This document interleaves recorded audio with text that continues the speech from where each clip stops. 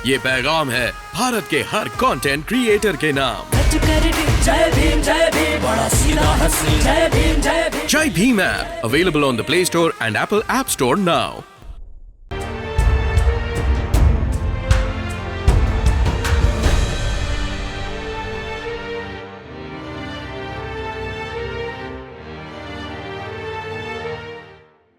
आवाज़ विशेष कार्यक्रम में आपका स्वागत है और विशेष में इस समय हमारे साथ है दो ऐसे अधिकारी जो सामाजिक न्याय और वो शिक्षा जो सबके पास पहुँचे, ख़ास तौर पर वो मार्जिनलाइज कम्युनिटीज़ जिन्हें मुख्य धारा में शामिल करने के लिए जिस विभाग की स्थापना बनती है। आपको बताएं कि इस समय बार्टी के महासंचालक और सामाजिक न्याय विभाग के आयुक्त, बार्टी के महासंचालक यानी कि धम्मज्योति गजभिया साहब और सामाजिक न्याय विभाग के आयुक्त प्रशांत नारनवरे साहब, ये दो अधिकारी हमारे साथ हैं। सर, कार्यक्रम में आपका स्वागत है।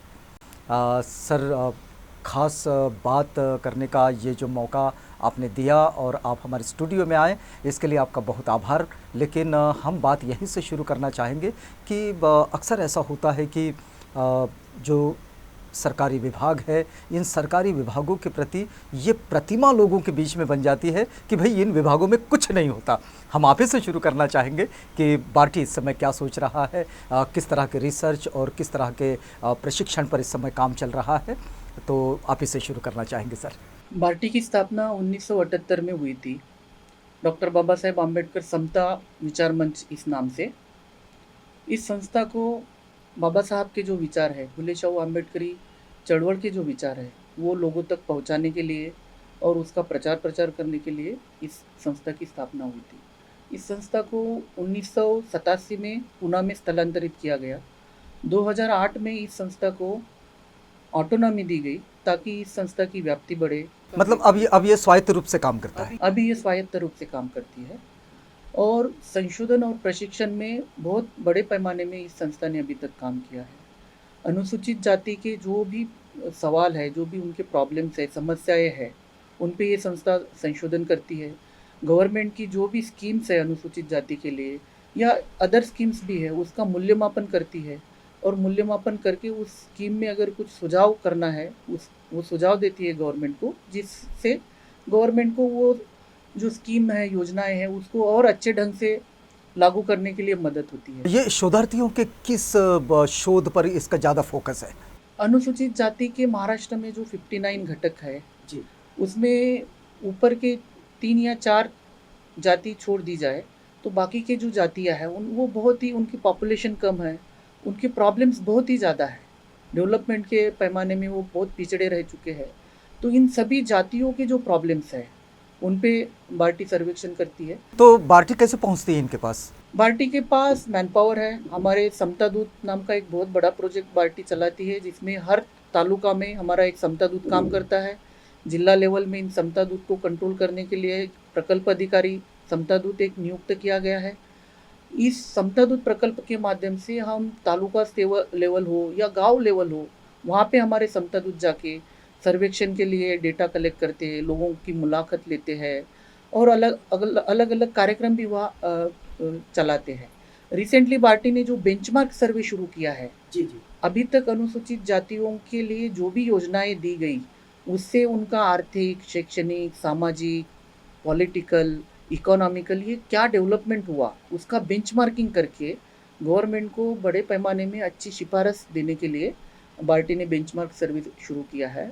उसका पायलट स्टडी सभी विभागों में पूरा हो चुका है। पायलट के रिजल्ट्स हम अभी बाहर निकाल रहे हैं और उस सर्वे का अभी 14 अप्रैल को मुंबई में यशवंतराव चव्हाण सभागृह में माननीय खासदार शरद चंद्र पवार साहब की उपस्थिति में उसका लॉन्चिंग भी हुआ है।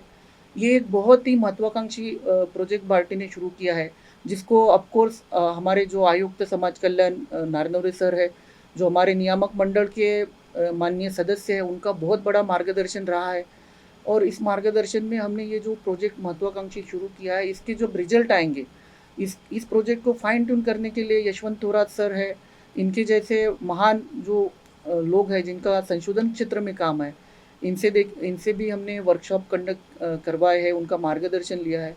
अच्छा फाइन ट्यून होकर ये प्रोजेक्ट तैयार हुआ है हालांकि इस प्रोजेक्ट को कंप्लीट होने को कम से कम 1 साल पूरा लग जाएगा, और जब इसके रिजल्ट बाहर आएंगे तब अनुसूचित जाति के उत्थान के लिए बहुत बड़े पैमाने में काम शुरू होने की संभावना है। एक और बात आपसे जानना चाहेंगे कि ये जो रिसर्च करते हैं शोधार्थी, तो ये इनके लिए कोई विशेष विषय होते हैं या फिर बार्टी इनको प्रोवाइड करती है या फिर उनके अपने स्वयं के प्रोजेक्ट होते हैं? फेलोशिप का ऐसा है, जो भी स्टूडेंट उनके विद्यालय में, महाविद्यालय में जो भी सब्जेक्ट उनका सिलेक्ट करते हैं, उनके अपने इंडिविजुअल सब्जेक्ट में वो संशोधन करते हैं। मतलब बार्टी उसकी सहयोगी बनती है? उनकी सहयोगी बनती है, उनको फंड करती है, उनको आर्थिक सहायता देती है संशोधन के पूरे पीरियड में। पीएचडी के जो स्टूडेंट हैं उनको पहले 3 साल मिलता था, अभी उनको 5 साल तक आर्थिक सहयोग हम देते हैं। एमफिल के स्टूडेंट उनको 2 साल का सहयोग मिलता है। मैं थोड़ा नारनौल सर को जोड़ना चाहूँगा। सर, आप आयुक्त हैं, समाज कल्याण विभाग से जुड़ते हैं।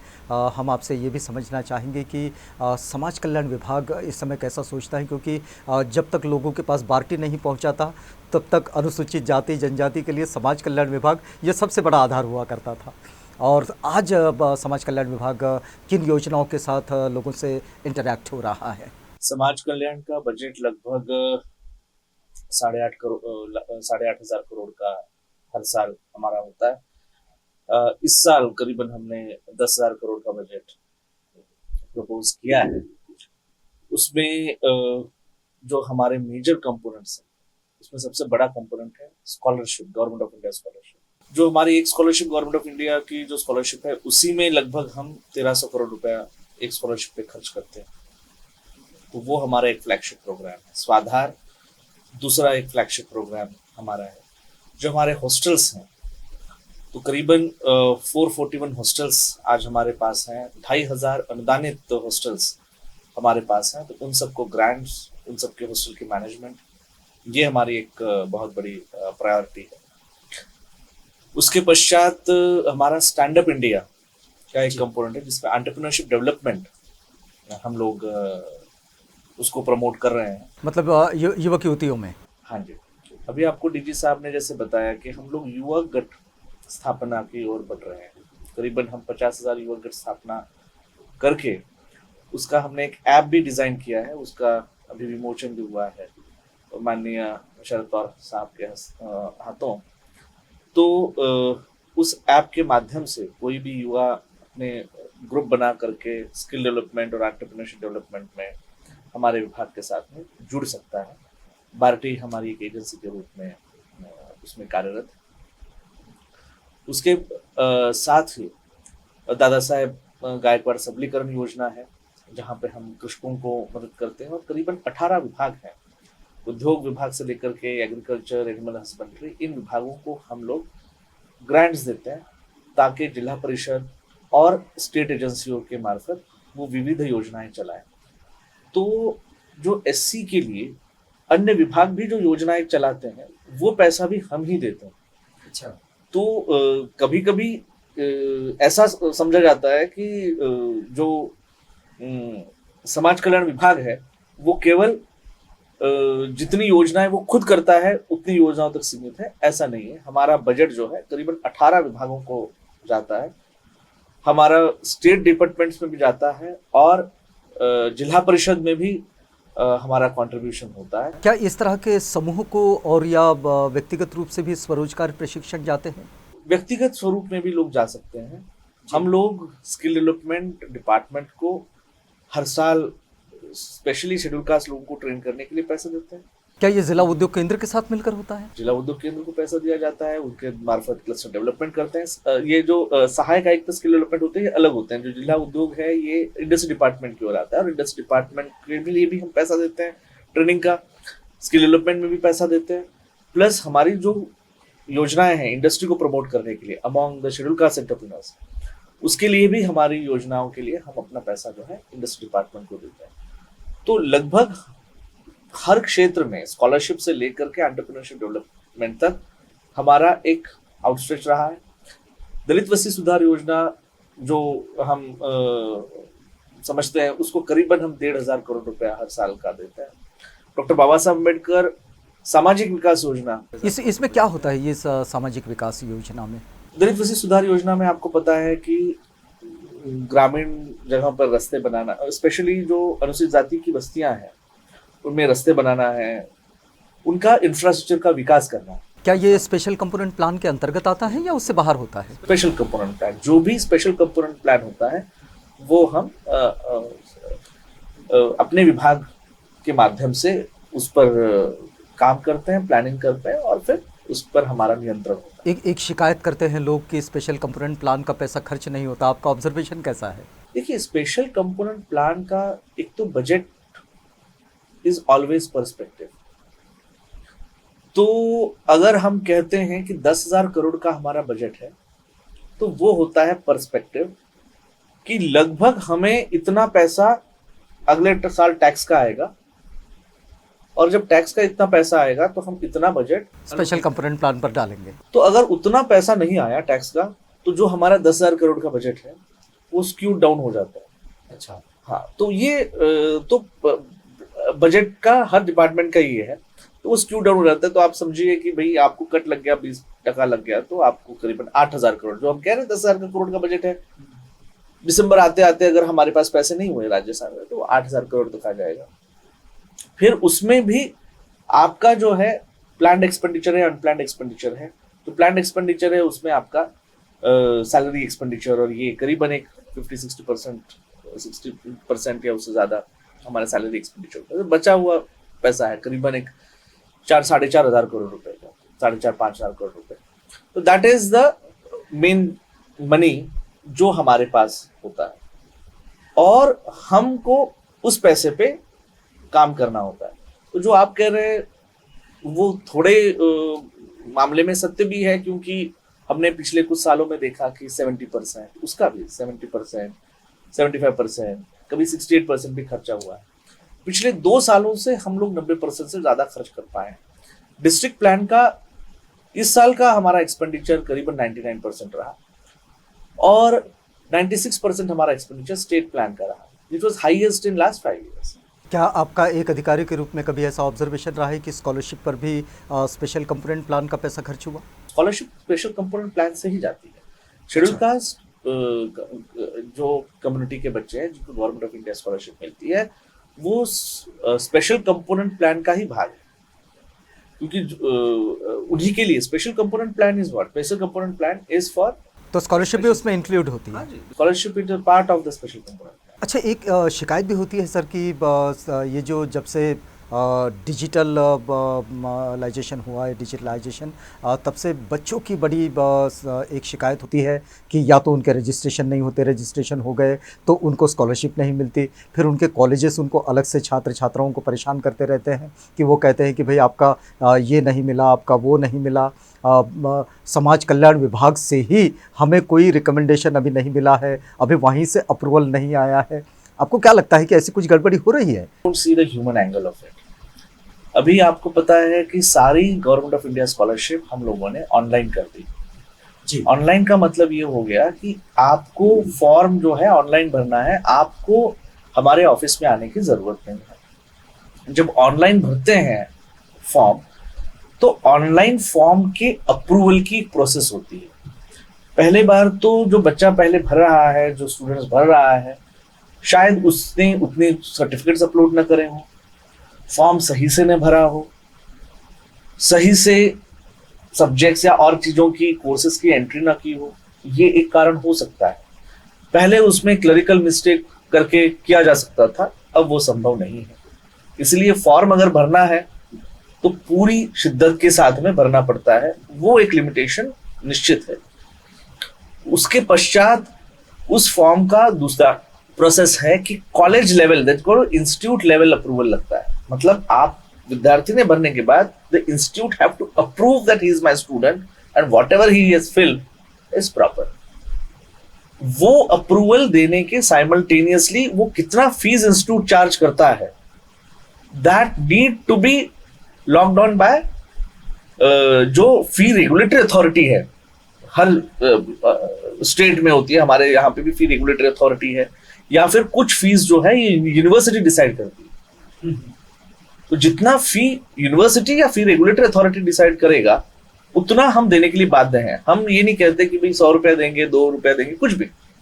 20 से अगर लाख रुपया फीस है तो लाख रुपया दे, तो हमारे माइंड में क्या, हमारे सिस्टम में वो रजिस्टर नहीं होता है। जो फी रेगुलेटरी अथॉरिटी है, जो शिक्षा शुल्क समिति से जो आया समिति से आया, वो वहां पे अप्रूव होगा। कई बार शिक्षा शुल्क समिति या यूनिवर्सिटीज फी रिवाइज करते हैं, या फी उनकी जो अपलोड करनी चाहिए, उन्हें अप्रूवल देना चाहिए, वो समय पे नहीं दिया जाता, तो उस कारण भी इंस्टीट्यूट लेवल पेंडेंसी रहती है। तो ये टेक्निकल रीजन है जो मैं आपको बता रहा हूं।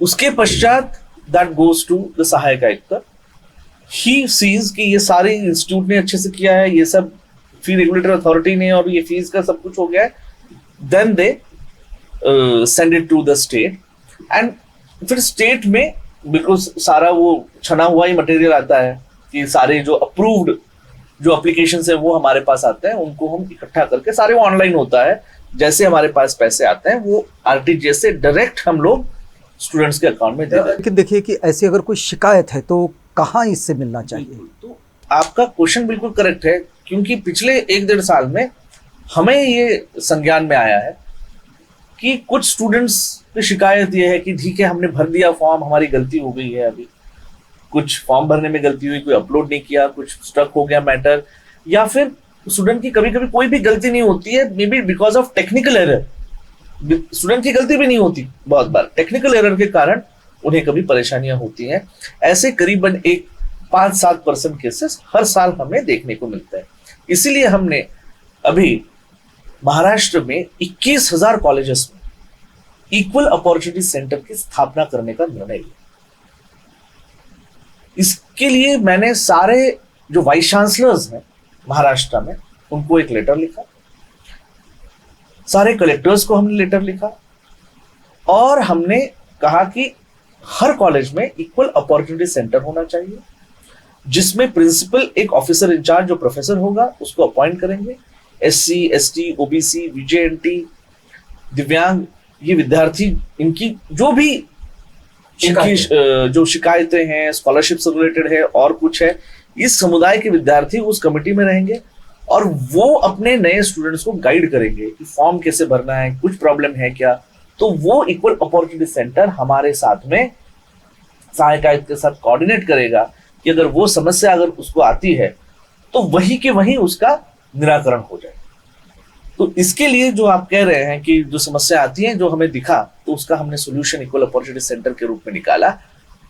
अगले 1 साल में करीबन 21,000 कॉलेजेस में हम वो स्थापन करने का हमारा उद्देश्य है। करीबन 1-1.5 हजार इक्वल अपॉर्चुनिटी सेंटर स्थापन भी हुए हैं। 14 अप्रैल को शरद पवार साहब और बाकी जो मिनिस्टर्स थे, उनकी उपस्थिति में इक्वल अपॉर्चुनिटी सेंटर्स का हमने उद्घाटन भी करा, ऑनलाइन उद्घाटन भी किया। उसका एक पोर्टल भी हम तैयार कर रहे हैं। अब विद्यार्थी को उस इक्वल अपॉर्चुनिटी सेंटर के लिए अपने पोर्टल पर केवल मोबाइल में रजिस्ट्रेशन करना है। अच्छा, एक शिकायत कुछ ऐसे भी मिलती हैं कि जैसे जो कॉलेज रेगुलर चल रहे हैं, इन रेगुलर चलते कॉलेजेस में इंस्टीट्यूशन की ओर से कोई प्रॉब्लम है, इसलिए ये कहा जाता है कि भाई यहाँ के छात्रों को स्कॉलरशिप नहीं मिलेगी, और इंस्टीट्यूट कहती है कि आपको फुल फीस आपको देना होगा। तो छात्र इसमें बड़ी परेशानी में आ जाते हैं कि छात्रों को लगता है कि इसमें हमारी क्या गलती है, हम तो इस इंस्टीट्यूट का हिस्सा है, पढ़ रहे हैं। तो ऐसी स्थिति में समाज कल्याण विभाग इन छात्रों को क्या मार्गदर्शन करना चाहेगा? देखिए, पहली बात तो ये है कि जहाँ तक जो कॉलेजेस हैं, रिकॉग्नाइज कॉलेजेस हैं जी, उनमें तो बहुत सारी ऐसी समस्याएं कुछ आती नहीं है, क्योंकि रिकॉग्नाइज कॉलेजेस सारे पोर्टल पे ही हैं। लेकिन प्राइवेट कॉलेजेस में ये हो सकता है। प्राइवेट कॉलेजेस भी रिकॉग्नाइज्ड हैं, मेनली तो कॉलेजेस प्राइवेट ही हैं जिनको हम देते हैं। तो रिकॉग्नाइज कॉलेज और रिकॉग्नाइज कोर्सेज के लिए ऐसी कोई समस्या नहीं आती। केवल कुछ कॉलेजेस जो रिकॉग्नाइज्ड हैं, प्राइवेट हैं, वो कभी कभी अगर स्कॉलरशिप देने में सरकार की तरफ से देर हो जाती है, तो वो लोग इन बच्चों को पैसे मांगते हैं, नंबर 1। नंबर 2, वो बच्चे, जैसे आपने कहा कि टेक्निकल एरर की वजह से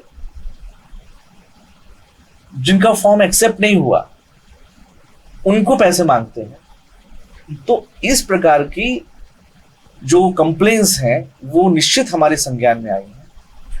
इसके लिए हमने कॉलेजेस को दो सॉल्यूशन दिए हैं। पहला, तो अगर आपको ऐसा एससी स्टूडेंट या कोई विद्यार्थी जिसको स्कॉलरशिप वो एलिजिबल होने के बावजूद भी अगर नहीं उसको मिला है और ऑनलाइन में प्रॉब्लम आया है, तो इस सिचुएशन में वो लोग हमें बताएं और हम लोग गवर्नमेंट से स्पेशल अप्रूवल लेकर के उन विद्यार्थियों को मदद करते हैं। पिछले साल भी किया, इस साल भी किया। ऐसा नहीं है कि उन विद्यार्थियों को मदद होती नहीं। क्या ऐसा कभी हो सकता है कि इंस्टीट्यूट छात्रों को इस बात के लिए बाध्य करें कि आप ये फीस नहीं देते हैं, ट्यूशन फीस, तो आप एग्जाम नहीं दे पाओगे? हाँ जी, बिल्कुल, कुछ इंस्टीट्यूट्स ने ऐसा किया है और वो एग्जाम कभी नहीं देने देते, कभी उनका रिजल्ट रुकवा देते हैं।